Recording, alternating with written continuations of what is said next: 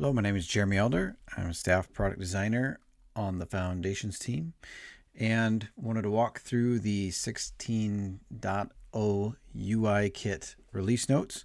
So the Pajamas UI kit includes all the Figma files that we use internally. And we have a release process that started last milestone to document all of the updates and to have a single release at the end of a milestone to hopefully make changes more predictable and understandable. So I want to walk through what those changes are.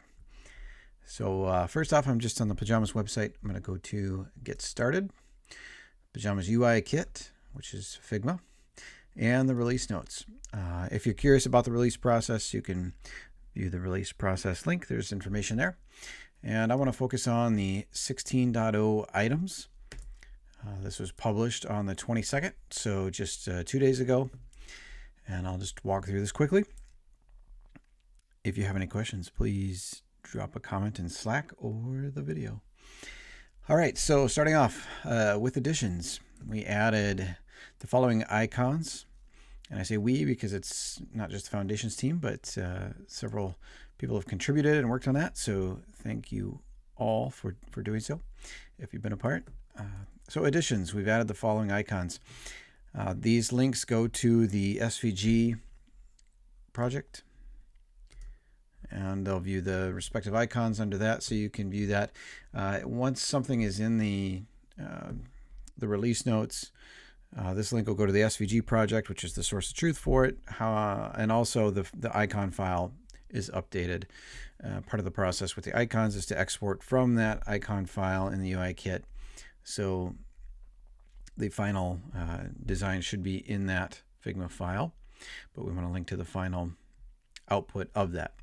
All right, so then added the following illustrations. I'm not going to read all of these, but there are several empty states as well as a few others. Thank you, Julia, for working on those. It's awesome to have all of those additions. Some enhancements, added text properties to the link UI kit and link mention. Which allows link content to be editable from the sidebar. So if I'm in Figma, let's go over to our link component, and you can see we have this text property. So if I have an instance of that, let's just go, I'm going to insert one here. Let's see, I think it was the inline, but I'll read that in just a second here. Let's go back to the release notes. UI link and the mention link. Okay, so let's go ahead and change this to, let's go back to the UI link. All right, so now you can see the text here is editable, and you can change that here. All right, so that's that change. Okay, or that's that enhancement, sorry. On to changes. So change the link component color for interactive states based on guidelines that changed in 3327. Let's open that over here. So what did this MR do? It updated the color, so we have some more consistent states and contrast. You can review that if you'd like, and that is the all of the link states. So if you are in Figma, all of these different color changes. Okay. All right, added the heading, or changed. I'm getting all these confused. Changed the heading style by adding a breakpoint and clarifying the range. So the problem before was that the sizes for the headings could make it seem like, oh, I could choose between an XL or a small heading. It wasn't explicit that it was related to breakpoint and not a preferred size. And so we've updated that. So under typography, actually, if I'm just over here with styles, you could see, let's see if I zoom in here, you can see XL breakpoint, medium breakpoint, or greater than equal to, less than equal to. So those are more clear that it's related to a breakpoint and not a preferential style. There were some illustrations that were updated. Again, I'll just mention that those are linked, but I'm not going to visit them here. Last change, increased contrast for label instances that didn't meet 451. Obviously, the labels are color, or the color of the labels can be user selected. But we've gone through an effort to try to make that our default options have sufficient contrast. And so as part of that, wanted to make sure that our default examples in Figma had sufficient contrast as well. So we've done that. I think it impacted the green and the blue instances that we have that are random colors, not from the color library per se, but just to mimic user generated color choices. Okay, on to fixes. A breaking change, which has a medium impact depending on how much you've used this or if you've experienced it in your files, but the individual option height there was a regression where the height had been decreased, and it caused some problems with states and whatnot. So that's now fixed. It's been resized and it's correct in prototypes, etc. There's some notes here about what to watch for and how to fix that.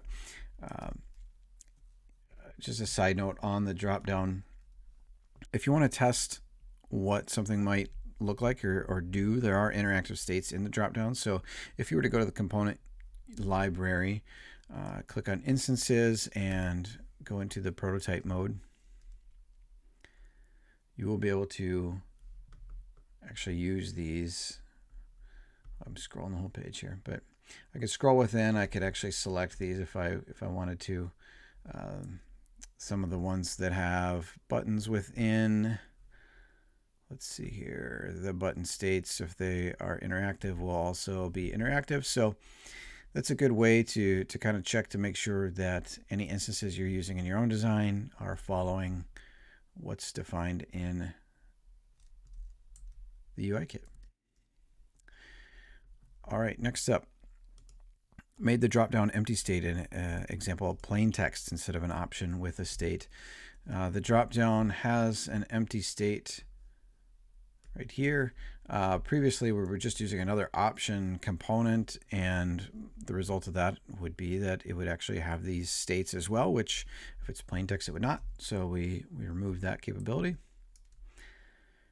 We removed the bottom padding from some of the other drop-down list items. This just cleaned it up a little bit. Some of these, for example, you could see it's a nice even padding all the way around. Some of these had a little additional padding at the bottom after they were scrolled, and so that was just some cleanup that was fixed in there.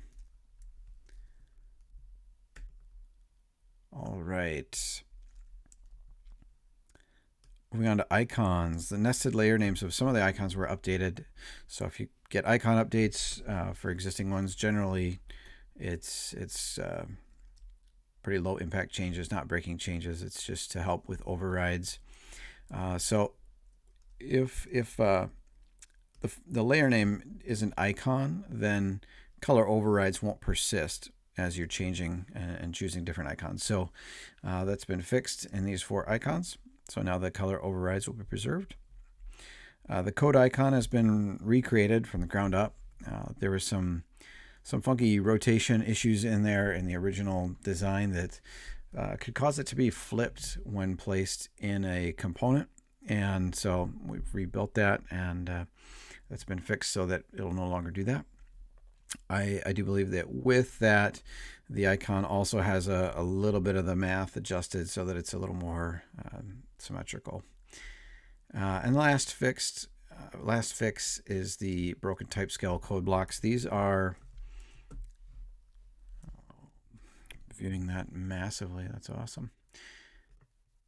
These are under the typography. These code blocks, the color change wasn't persisting with those, and so that has been fixed. If you want to go to those, you could see here where those live. Anyhow, color change now fixed. And that does it. That is everything for 16.0. If you have any questions, please ping someone in the foundations, the G_manage_foundations Slack channel, or comment here, or you can comment in the Figma channel, Figma maintainers channel. So a few different ways to reach out if you have questions. I hope this is helpful. Next time we hope to have a little more interaction with the release notes in this video so that it's a little more conversational. But as it is, I'm the only one in right now. So I hope you all have a good day, and thanks for watching.